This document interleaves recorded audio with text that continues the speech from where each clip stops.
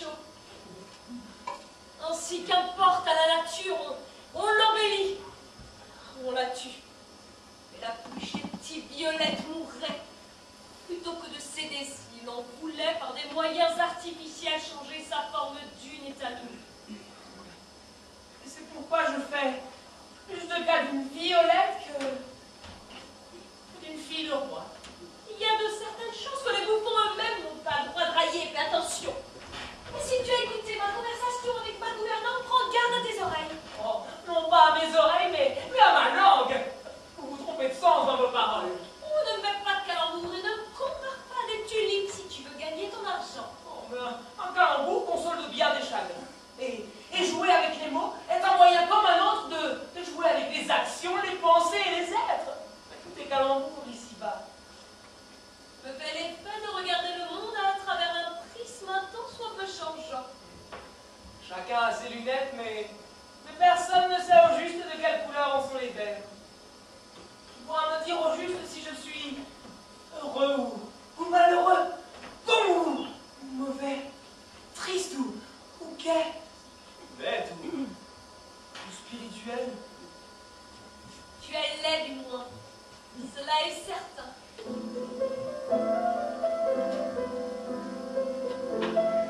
Et pas plus certain que votre beauté.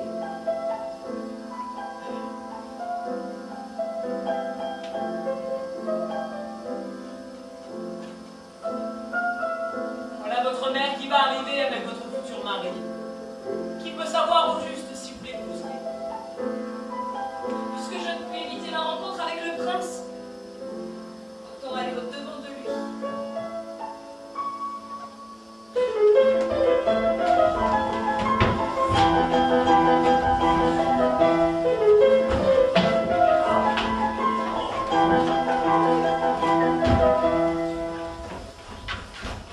Voilà une accorde jardinière qui accourt. Grâce devant tout, ma fille.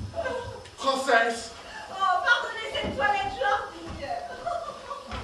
Mais vous êtes issus de ces bourgeoises qui en gouvernent d'autres. Français. Et nous avons avec l'étiquette une indulgence pour nous-mêmes comme pour eux. Permettez-moi de baiser cette main charmante, madame. C'est déjà une grosse trop grande faveur pour mes lèvres.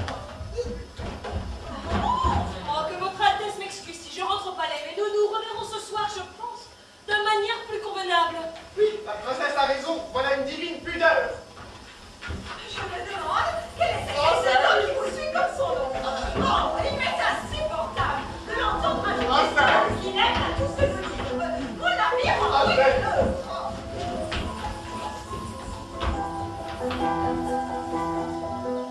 C'est à moi ta part de m'éloigner. Je vais tâcher de joindre la princesse, afin de lui toucher quelques petits mots délicats sans faire semblant de rien. Oh, mon ami, votre aide est un imbécile mal élevé. Si vous voulez un conseil, vous devez vous en séparer. Permettez-moi de pousser quelque part plus avant, si votre majesté le permet. Vous croyez? Oui, je crois apercevoir un kiosque tout à fait charmant à ce bocage. Oui. N'est-ce pas magnifique? Oh. Mon déguisement me réussit à merveille. J'observais et je me fais aimer jusqu'ici, tout au gré de mes souhaits.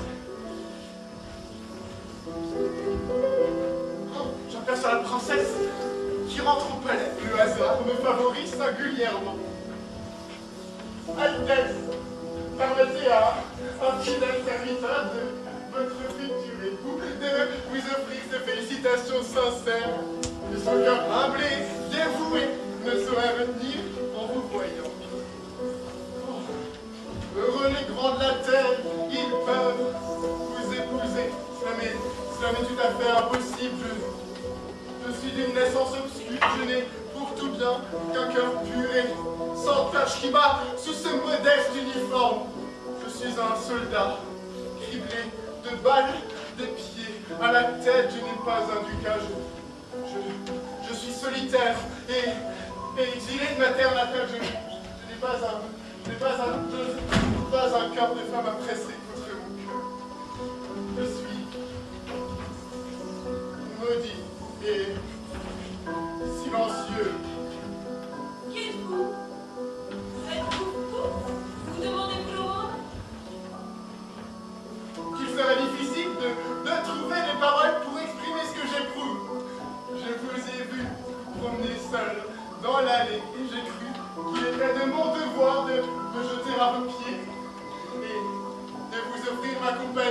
à un beau terme.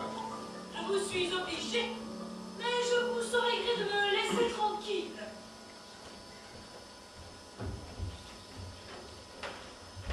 Moi, je tente de l'aborder. Il fallait cependant qu'un j'ai le projet de la séduire, c'est mon avis supposé. Oui, j'ai bien fait de l'aborder, mais elle m'a répondu d'une façon désagréable. Je n'aurais peut-être pas dû lui parler si vivement. Il fallait cependant bien. Mon mariage est presque assuré et je dois cependant supplanter Marino qui me remplace. Aurait-elle un cœur dur et faux? Je serais bon de sonder adroitement la chose.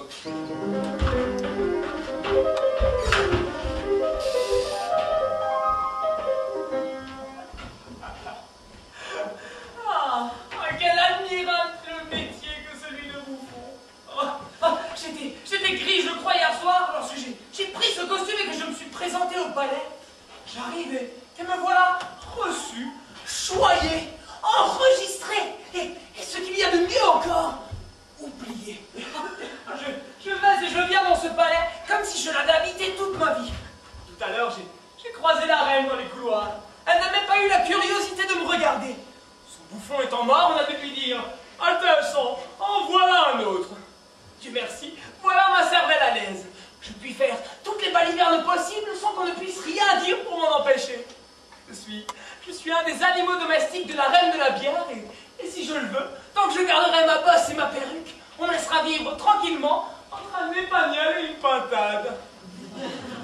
En attendant, mes créanciers peuvent se casser le nez tout à leur aise. Je suis aussi bien en sécurité ici sous cette perruque que dans les Indes occidentales.